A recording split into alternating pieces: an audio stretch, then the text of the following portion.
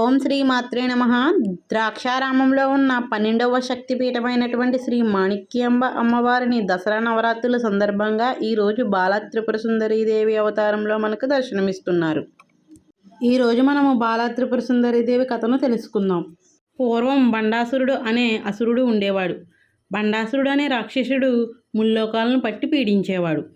ఆ రాక్షసుడు అరాచకాలు భరించలేక దేవతలందరూ పరాశక్తి అయినటువంటి లలితాదేవిని ప్రార్థించారు. అప్పుడు లలితాదేవి బండాసురుడును సంహరించేందుకు యుద్ధానికి వెళ్తుంది. యుద్ధము రెండవ రోజు బండాసురుడు తన కుమారులు అయినటువంటి 30 మందిని బండపుత్రులను యుద్ధానికి పంపడం జరుగుతుంది. అప్పుడు లలితాదేవి చిన్నపిల్లలతో యుద్ధం చేయడం ఇష్టం లేక తన కనుబొమ్మల మధ్య నుంచి ఉద్భవించినటువంటి బాల త్రిపుర సుందరీదేవిని యుద్ధానికి పంపిస్తుంది.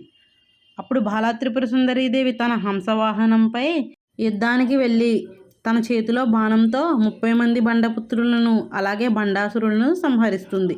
లోకానికి శాంతిని ప్రసాదిస్తుంది.